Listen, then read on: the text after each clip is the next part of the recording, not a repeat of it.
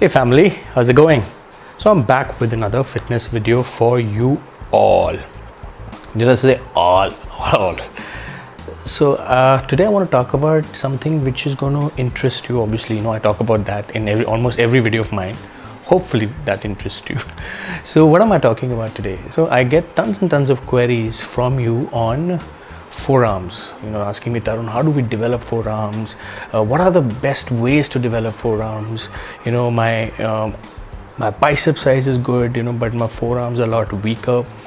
What do I do about it? So guys, in this video I want to share my experience with you, because I feel my forearms are my strengths, and they were not my that did I just say that? Maybe it's that time of the night when I'm like really zonked. So I'm gonna forearms was back in the days was not one of my strength, and I have no qualms admitting it. It was one of the weakest area of mine, just like every other body part of mine. But what happens is, when you start training with weights and forearms, your forearms by default gets a workout by itself, so they tend to develop, but not for all. So let's talk about what you can do to develop your forearms. So I'll start with my own experience, how it was. So when I started training, obviously I had no clue. I used to just go hit the weights, do nothing, and I used to go for a specific body part, hoping that okay, today I'm going to train my bicep, and next morning my biceps will be all swollen, and I'll get that pump.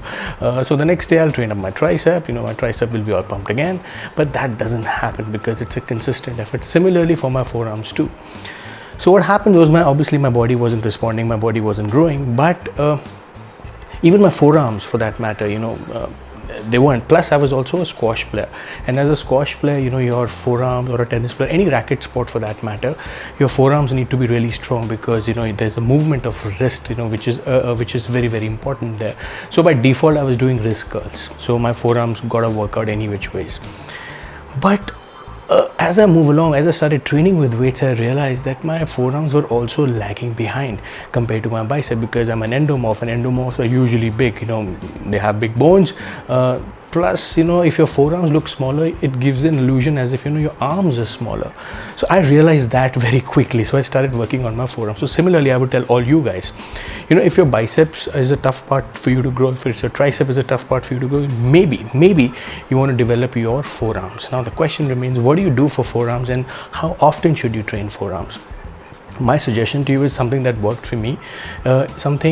I always feel, if something which is your lagging body part, you should train that area at least more than twice in a week, if you're training for 4-day or a 5-day split, because that needs more attention than your stronger body part. And forearms by itself, whatever you do, whether you back, whether you do tricep, whether you chest, whatever body part, they will be pushed around, they will be stressed.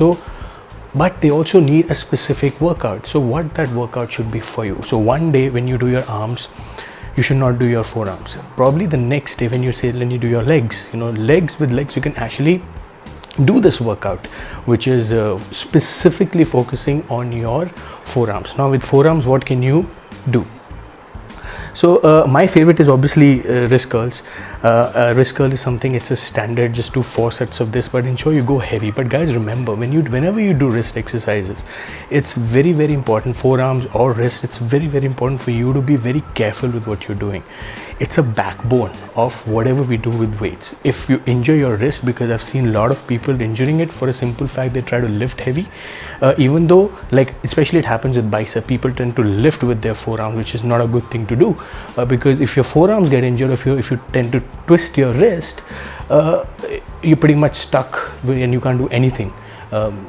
Your weight training will take a hit, and more than anything, it will hit your mind for you to get back to weight training. So guys, be very, very specific about injury, because wrist and forearms are very, very, very critical area for you to focus on. They're just like any other tendon. You have to be very particular. Also, that I also do is, I do cables. You got to use cables very, very effectively. I use cable curls like the way you do bicep curls. Similarly, you can do cable curls. They're also very, very effective. You got to do 2 exercises, pretty much 4 sets of this heavy weight, but at the same time ensuring what's your 1 RM, because as I said, you don't want to be injured, guys. And again, I would always stress this part for you again and again.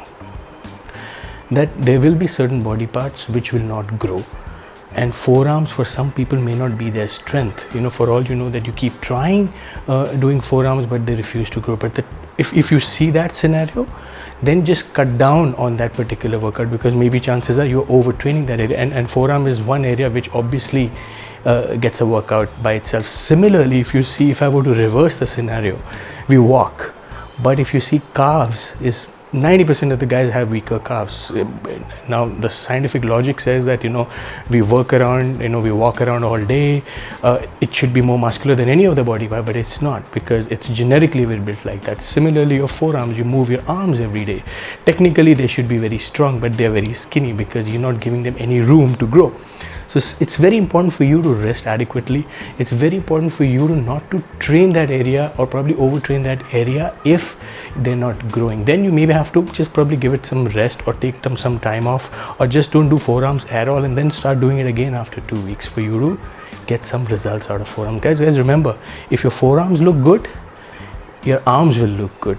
It doesn't matter if your biceps are weaker or triceps are weaker, but if your forearms are bigger, man, trust me, you can wear your t-shirts, you look muscular, you can wear your shirts with little sleeve up, you look amazing. So I always feel that you should know your strengths, and you should always not just focus on building those strengths, you should also focus on minimizing or hiding your weaknesses in a way that they become your strengths after some time by you working on them.